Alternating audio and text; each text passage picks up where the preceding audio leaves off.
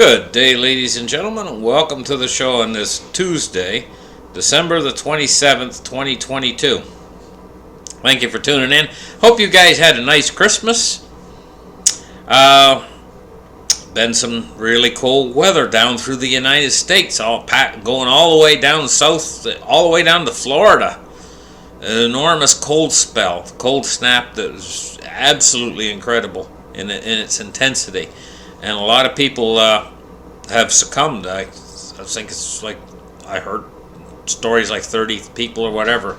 Tremendously powerful cold spell we've had over the last week. During the Christmas holiday season, brought snowstorms to a lot of places and everything. So we got a lot of stuff happening out there. I'm going to get the charts open and we're going to take a look at some of this stuff. And we're going to, Happy New Year's coming up too, guys. So let's get started. Let's open up the charts right here and take a look at what's going on. First story I want to look at is we got 15 signs here that we're heading into a decline in 2023. First off, existing home sales have now fallen for 10 consecutive months. Existing home sales are down 35.4% over the past 12 months. It's the largest one-year decline of existing home sales since the collapse of Lehman Brothers. Home builder sentiment has now dropped for 12 consecutive months. Home construction costs have risen by more than 30% since the beginning of 2022.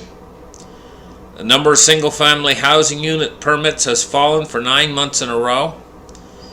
Empire State Manufacturing Index has plunged to a reading of negative 11.2 in December. Figure is way below expectations. In November, we witnessed the largest decline in retail sales that we have seen all year long. Even the biggest names on Wall Street are starting to let workers go. Goldman Sachs is going to lay off 4,000 employees. The Federal Reserve is admitting that the number of actual jobs in the United States has been overstated by over 1 million jobs. U.S. job cuts were 417% higher in November than they were during the same month a year ago. Approximately 2/3 of all Americans expect the economy to get even worse next year. A Bloomberg survey has discovered that 70% of U.S. economists believe that a recession is coming in 2023. Vegetable prices in the United States are more than 80% higher than they were the same time last year. 80% higher. That's really something. That's 80% inflation on food, on that particular type of food at any rate. And also 63% of the United States population is now living from paycheck to paycheck. Means they got nothing in case something goes wrong. What if they get sick? Which is, very likely, because there's things going around. Not just, maybe not as much COVID as there used to be, but that's not talking about China. We're going to get into that in a little bit. Let's take a look at this next article. Stocks and commodities jump as China drops their quarantine rule. You know why? They're basically losing the battle. You cannot keep an airborne virus out once it's escaped the laboratory. Once an airborne virus is in the population, and in some parts of the world it's absolutely endemic, you're not going to be able to keep it out. A person walking on one side of the street can transmit it to a person on the other side of the street that they didn't even come in contact with. How are you going to stop something like that? But they were trying, and really, they actually imposed barbaric measures to try to stop this thing, but it just doesn't stop it because it's so contagious. So now they're dropping the quarantine rules, and I guess the people in China are getting sick with it. And China's the only place on earth that really hasn't had it move through and give herd immunity. But the bad thing about this is how long does immunity last? That's a big question mark for me. when it comes to this disease. Now, what we're going to look at now is South Korea sends drones to Kim Jong-un's airspace in an unprecedented move. Here's what I want to say. North Korea is a tremendous military power. They got an awful lot of nuclear weapons and everything else. South Korea is sending drones in. This does not, excuse the pun, ladies and gentlemen, but this does not fly. North Korea is very, very sensitive to things like that, at the very least, and there's been a very lot of tension between the two borders, between North and South Korea as of late, and this is increasing the tension. If war were to break out between North and South Korea, I want to tell you that would be very, very bad indeed. Russia is rejecting the Ukraine's peace summit proposal. Ukraine has a peace summit proposal. They want to sit down at the table in February. Ukraine. Kiev said they want to sit down at the table in February and hash this thing out and try to find a peace. Russia's saying they're going to reject the Ukraine's peace summit proposal. And says Ukraine says it'll try to end the war in 2023. Russia on Tuesday rejected Kiev's proposal for a United Nations sanctioned peace summit by likening it to a computer error and calling it Diplomacy 404. Ukrainian Foreign Minister Dmytro Kuleba told the Associated Press on Monday that Ukraine wants a peace summit within a 2-month time frame and called on UN Secretary General Antonio Guterres to serve as the mediator. But Kuleba said that while Kiev will try to win the war in 2023, it does not believe that Russia would take part in the summit. They went on to say every war ends in a diplomatic way. Every war ends as a result of the actions taken on the battlefield and at the negotiating table.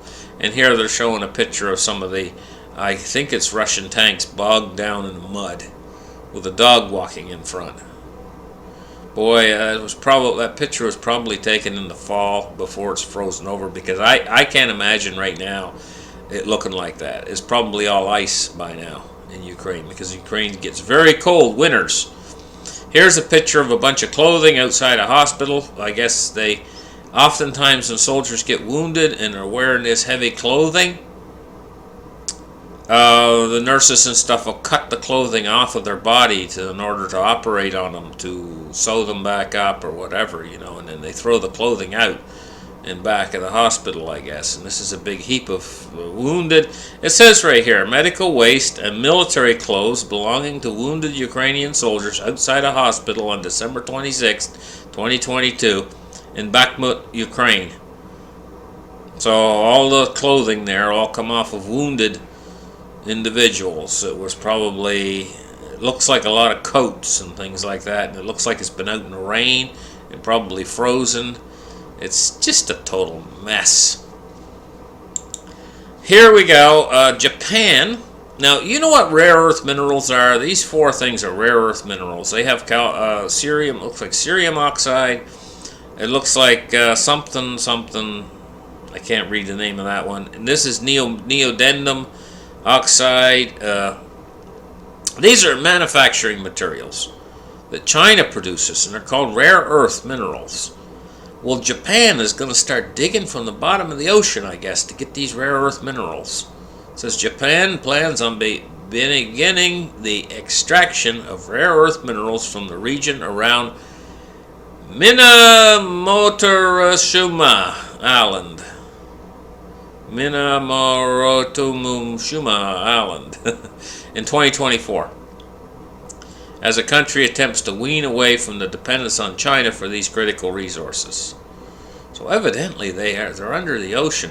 Now, how I would imagine them, this is an island, and evidently the region around this island has these minerals in the ocean floor. I imagine they're probably going to suck it up with dredgers and probably going to try to extract it that way. Probably pretty smart idea. The Japanese are very, very intelligent people, and being able to do things like this. It says Tokyo will be the first to develop technologies to extract at such depths. Deep sea mining faces several technical hurdles. Unlike oil and gas, which gush out from the hole, mud needs to be taken out using methods like pumping. Rare earths refer to 17 rare earth metals, essential in modern components like semiconductors, electric motors, solar panels, etc. At present, Japan imports almost all of its rare minerals, I guess, from China. Represents 60% of the supply. So Japan is planning on curbing this excessive dependence on specific countries, which is really very smart. So Japan's going to become a source for rare earths. Okay, moving on. Today we're seeing an up day in silver. It's ticked up above $24 again, at $24.06. We're going to take a look at gold here for a second. Gold, we're seeing it's up $21.80, which is quite a big jump for gold. Looks like it's holding it pretty good too, at $1,820. Now, cryptocurrency has gone nowhere lately. We're looking at a cryptocurrency price of $16,786 for Bitcoin, and Ethereum is $12.11. Absolutely, and lately it's just been bouncing around that 16,000 and change mark. Sometimes it touches 17,000. It'll go back down to the low 1600s and then back up to the mid 1600s and blah blah blah over and over and over again lately, just bouncing around there. So Bitcoin's been going nowhere.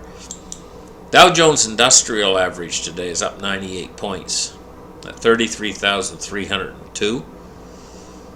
If we take a look at the crude oil, we're seeing it's at $80.68. So crude oil has actually went up $1.12. It's cracked above $80 again. It's starting to get a little bit higher again. Looking at the S&P 500 as it's down 8 points at 3,835. And looking at the U.S. Treasuries today, we're seeing yields are rising today, and quite significant. U.S. 10-year at 3.83. It's risen 9.2 basis points. And the U.S. 30 years at 3.92. It's risen 9.8 basis points. So quite a large jump in Treasury yields today. And we're looking at a dollar index at 104.11. So this has been your show, ladies and gentlemen. Thank you for tuning in. Try to stay warm out there.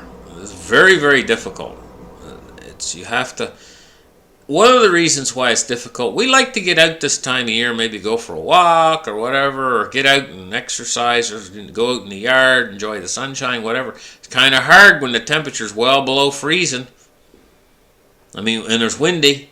You know, you got to bundle up, and then you don't really feel like staying out for a long time. And so, but that can happen this time of year.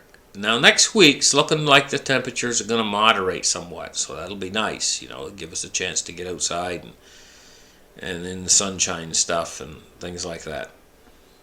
So, thank you for tuning in. Happy New Year coming right up, you guys, and we'll catch you guys in the next show. Bye-bye.